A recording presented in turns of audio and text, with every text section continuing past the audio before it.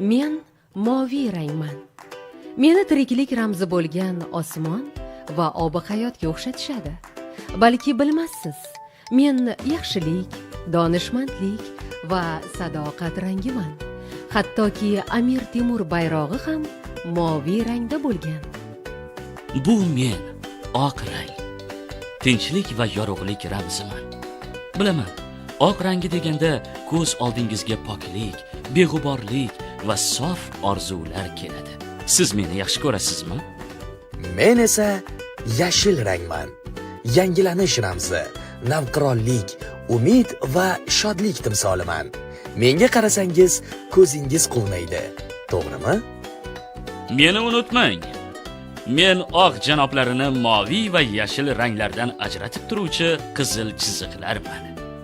Xuddi vujudingizdagi tomirga o'xshab, har bir ranglarni birlashtirib turaman va juda ham kuchliman.